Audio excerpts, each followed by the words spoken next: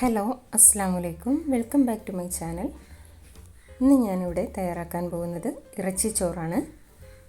വളരെ ടേസ്റ്റി ആയിട്ടുള്ള ഒരു വിഭവമാണ്. എങ്ങനെയാണ് തയ്യാറാക്കുന്നത് നമുക്ക് നോക്കാം. അതിനായി 1/2 കിലോ ബീഫാണ് എടുത്തിട്ടുള്ളത്. നന്നായി കഴുകി വൃത്തിയാക്കിയ ശേഷം ചെറുതായി കട്ട് ചെയ്തെടുത്തിട്ടുണ്ട്. ബോൺലെസ് ബീഫാണ് ഞാൻ എടുത്തിട്ടുള്ളത്. അതൊരു കുക്കറിലേക്ക് ഇട്ട് കൊടുക്കുകയാണ്. ബീഫിലേക്ക് 1/2 ടീസ്പൂൺ ഉപ്പും 1/4 ടീസ്പൂൺ മഞ്ഞൾപ്പൊടിയും ചേർത്ത് കൊടുക്കുന്നുണ്ട്. അതിനുശേഷം കുക്ക് ചെയ്തെടുക്കാം. ഞാൻ 5 വിസിൽ കേൾക്കുന്നതുവരെ കുക്ക് ചെയ്തെടുക്കുന്നുണ്ട്. അപ്പോൾ 1/4 ഭാഗത്തോളം കുക്കായി വരും. ഒരു പാൻ സ്റ്റൗവിലേക്ക് വെച്ച ശേഷം ചൂടാകുമ്പോൾ അതിലേക്ക് 3 ടേബിൾ സ്പൂൺ ഓയിൽ ഒഴിച്ചു കൊടുക്കുക. അതിലേക്ക് മീഡിയം സൈസിലുള്ള 2 സവോള ചെറുതായി അരിഞ്ഞിട്ടുള്ളത് ഇട്ട് കൊടുക്കുന്നുണ്ട്.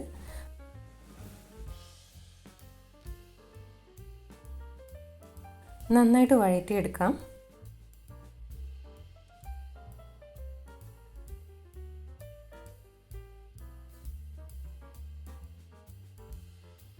നല്ലപോലെ വഴറ്റിയെടുത്തിട്ടുണ്ട്. ഇനി അതിലേക്ക് ഇഞ്ചി വെളുത്തുള്ളി പേസ്റ്റാണ് ചേർത്ത് കൊടുക്കുന്നത്. 2 ടേബിൾ സ്പൂണാണ് എടുത്തിട്ടുള്ളത്. അതും നന്നായിട്ടൊന്ന് വഴറ്റി കൊടുക്കുക.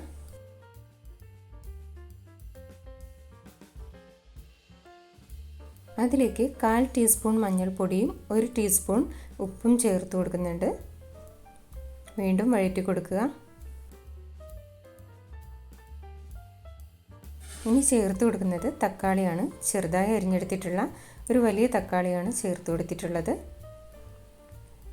അതിനോടൊപ്പം 3 പച്ചമുളക് കട്ട് ചെയ്തെടുത്തിട്ടുള്ളതും ചേർത്ത് കൊടുത്തിട്ടുണ്ട്. എല്ലാം കൂടി നന്നായിട്ട് വഴറ്റിയെടുത്ത ശേഷം അതിലേക്ക് പൊടികൾ ഇട്ട് കൊടുക്കാം. 1 ടീസ്പൂൺ മുളക് പൊടിയും 1/2 ടീസ്പൂൺ മല്ലിപ്പൊടിയാണ് ചേർത്ത് കൊടുത്തിട്ടുള്ളത്. അതിനോടൊപ്പം 1/4 ടീസ്പൂൺ ഗരം മസാല പൗഡറും ചേർത്ത് കൊടുത്തിട്ടുണ്ട്. പൊടികളുടെ പച്ചമണം മാറുന്നതുവരെ നന്നായിട്ട് വഴറ്റി കൊടുക്കുക. ബീഫ് കുക്ക് ചെയ്തെടുത്തിട്ടുണ്ട്. ഇനി അതിലേക്ക് ചേർത്ത് കൊടുക്കാം. ബീഫിലെ വെള്ളമൊക്കെ കളഞ്ഞ ശേഷമാണ് ബീഫ് അതിലേക്ക് ഇട്ട് കൊടുത്തിട്ടുള്ളത്. നന്നായി മിക്സ് ചെയ്ത് കൊടുത്ത ശേഷം അതിലേക്ക് 1 കപ്പ് വെള്ളം ചേർത്ത് കൊടുക്കുന്നുണ്ട്. നന്നായിട്ടൊന്ന് ഇളക്കി കൊടുക്കാം. ഹൈ ഫ്ലെയിമിലേക്ക് മാറ്റി കൊടുത്ത ശേഷം മൂടി വെച്ച് കുക്ക് ചെയ്തെടുക്കാം. നന്നായി തിളച്ച് വരുമ്പോൾ അതിലേക്ക് ബിരിയാണി റൈസ് ചേർത്ത് കൊടുക്കാം. 2 കപ്പ് കൈമ റൈസ് 15 മിനിറ്റ് വെള്ളത്തിൽ കുതിർത്ത് വെച്ച ശേഷം കഴുകി വൃത്തിയാക്കി എടുത്തിട്ടുള്ളതാണ്.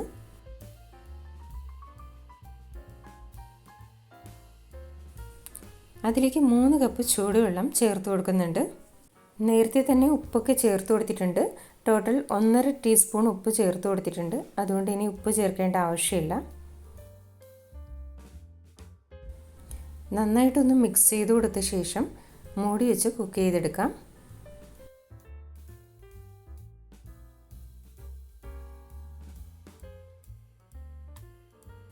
നന്നായി തിളച്ച് വരുന്നുണ്ട്. നേരത്തെ നമ്മൾ ഒഴിച്ചെടുത്ത വെള്ളമെല്ലാം അരിയുടെ പാകത്തിനായിട്ടുണ്ട്. ഇനി ലോ ഫ്ലെയിമിലേക്ക് മാറ്റി കൊടുക്കാം. അതിനുശേഷം മൂടി വെച്ച് ഒരു 20 മിനിറ്റ് കുക്ക് ചെയ്തെടുക്കാം.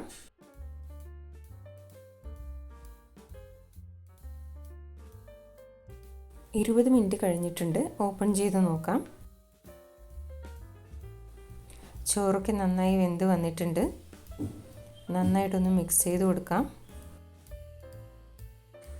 ഇതുവരെ സബ്സ്ക്രൈബ് ചെയ്യാത്ത ആരെങ്കിലും വീഡിയോ കാണുന്നുണ്ടെങ്കിൽ ഒന്ന് സബ്സ്ക്രൈബ് ചെയ്ത് സപ്പോർട്ട് ചെയ്യുക.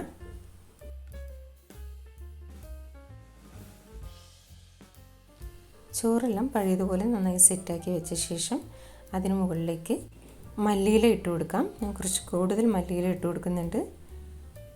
അതിനോടൊപ്പം രമ്പയിലയും ചേർത്ത് കൊടുക്കുന്നുണ്ട്. അതിന് മുകളിലേക്ക് 2 ടേബിൾ സ്പൂൺ നെയ്യ് ചേർത്ത് കൊടുക്കുന്നുണ്ട്. ഇനി മൂടി വെച്ച ശേഷം ലോ ഫ്ലെയിമിൽ തന്നെ 5 മിനിറ്റ് കൂടി കുക്ക് ചെയ്തെടുക്കാം. ഇറച്ചിച്ചോറ് റെഡിയായി വന്നിട്ടുണ്ട്. ഈ റെസിപ്പി നിങ്ങൾക്ക് ഇഷ്ടമായിട്ടുണ്ടെങ്കിൽ എല്ലാവരും ഒന്ന് ട്രൈ ചെയ്ത് നോക്കണം. വളരെ എളുപ്പത്തിൽ തയ്യാറാക്കാൻ പറ്റുന്നതും നല്ല രുചികരവുമായിട്ടുള്ള ഒരു വിഭവമാണ്. ഒന്നുകൂടി മിക്സ് ചെയ്ത് കൊടുത്ത ശേഷം മറ്റൊരു പാത്രത്തിലേക്ക് മാറ്റി കൊടുക്കാം. ഈ വീഡിയോ നിങ്ങൾക്ക് ഇഷ്ടമായിട്ടുണ്ടെങ്കിൽ ലൈക്ക് ചെയ്യുക, ഷെയർ ചെയ്യുക, കമൻറ്റ് ചെയ്യുക. താങ്ക്